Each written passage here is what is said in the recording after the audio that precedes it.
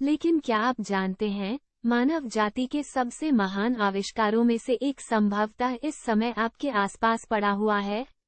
यह सही है मेरे दोस्त, पेपर। ये छोटी सी चीज इतनी प्रचुर है कि कभी कभी यह एक प्राकृतिक उत्पाद जैसा लगता है, लेकिन ऐसा बिल्कुल नहीं है। ओह तेरी, ये चलता रहता है। आइए इस पेपर को इसकी जड़ों तक खोजें। Zoom in. प्राचीन काल में, यानी कागज के आविष्कार से पहले, लोग न केवल अपने दिमाग में जानकारी रखते थे, बल्कि उन पर भी जानकारी रखते थे। लेखन आमतौर पर हड्डियों, बांस की पट्टियों या जानवरों की खाल पर किया जाता था, जिससे हालांकि 105 ईस्वी में हान राजवंश में एक चीनी व्यक्ति था जिसने लोगों के लिखने और पढ़ने के तरीके में हमेशा के लिए क्रांति ला दी। किंवदंती कहती है कि कै लून नाम के एक आदमी ने एक बार एक ततैया को अपना घोंसला बुनते हुए देखा।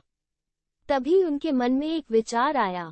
उसने बांस के रेशे लिए, उन्हें पानी में मिलाया और उन्हें लकड़ी के औजार से कूट दिया। रेशों के पूरी तरह से आपस में जुड़ जाने के बाद उसने पूरे मिश्रण को एक सपाट बुने हुए कपड़े पर डाला। पानी को बाहर निकलने दे। उसने गीले मिश्रण को धूप में सूखने दिया।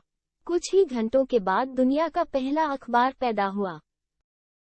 कै लून ने चीनी सम्राट के सामने अपनी कागज बनाने की प्रक्रिया प्रस्तुत की और अपनी क्षमता के लिए प्रशंसा प्राप्त की।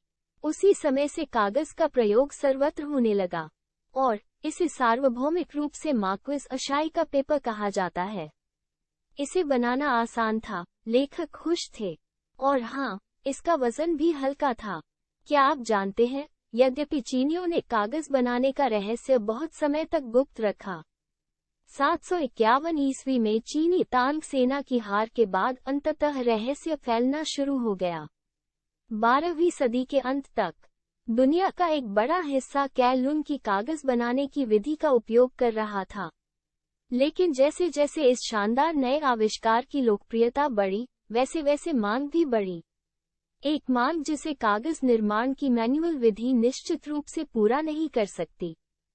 इसने अंततः पानी से चलने वाली पेपर मिलों को रास्ता दिया, जिसका पहला प्रमाण 1282 में आरागोन के स्पेनिश साम्राज्य से मिलता है। विनिर्माण प्रक्रिया में उपयोग किया जाने वाला सबसे आम फाइबर स्रोत कूड़ा बीनने वाले से था, जिसमें भांग, लिनन और कपास शामिल थे। इस फाइबर स्रोत का उपयोग अगली 6 शताब्दियों तक जारी रहना था। एक और क्रांति से पहले, हालांकि यह कागज पारंपरिक लेखन सामग्री जैसे जानवरों की खाल और हड्डियों से सस्ता था, लागत अभी भी अधिक थी और उत्पादन कम था। इसे आम आदमी की पहुंच से दूर रखा जा रहा है। लेकिन ये केवल तब तक था जब तक कि अलग अलग महाद्वीपों से आए दो व्यक्तियों, जिनका नाम फ्रेडरिक गोटल केलर और चार्ल्स फेनेटी था, ने लकड़ी के फाइबर को स्रोत सामग्री के रूप में आजमाया।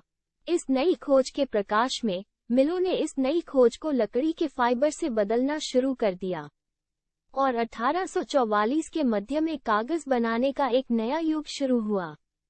और 19वीं सदी के अंत तक पश्चिम के सभी कागज निर्माता लकड़ी को कागज में परिवर्तित कर रहे थे। और मेरे दोस्तों, पेन और पेंसिल के बिना कागज क्या है? तुम्हारे बिना मेरे जैसा ही होगा। तो फाउंटेन पेन और पेंसिल के आविष्कार के साथ कागज उद्योग आसमान छू गया।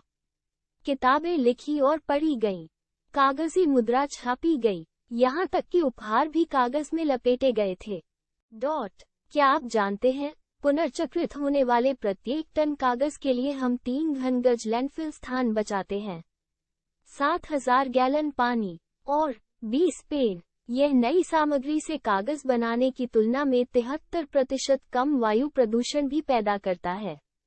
इसके अलावा पुनर्चक्रण से बचाई गई ऊर्जा की मात्रा एक औसत घर को 6 महीने तक बिजली दे सकती है। वैश्विक टॉयलेट पेपर की मांग प्रतिदिन लगभग 30,000 पेड़ों का उपयोग, यानी प्रति वर्ष 10 मिलियन पेड़। वैश्विक लकड़ी की फसल का लगभग आधा कागज बन जाता है। इस बारे में सोचें कि अगर हम सभी कागज रहित हो जाएं तो हम कितने पेड़ बचा सकते हैं। इसलिए यह अब आपके पास है। कागज के बारे में कुछ दिलचस्प बातें जो मैं जानता हूँ और आपको भी पता होनी चाहिए। मुझे आशा है कि अगली बार जब आप कुछ पढ़ेंगे या लिखेंगे तो वह उस कागज के लायक होगा जिस पर वह लिखा गया है।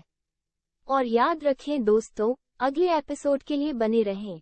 जाने से पहले सदस्यता लें बटन और घंटी पर क्लिक करना न भूलें, इसलिए आप मेरे नवीनतम वीडियो देखने से नहीं चूकेंगे। फिर मिलते हैं।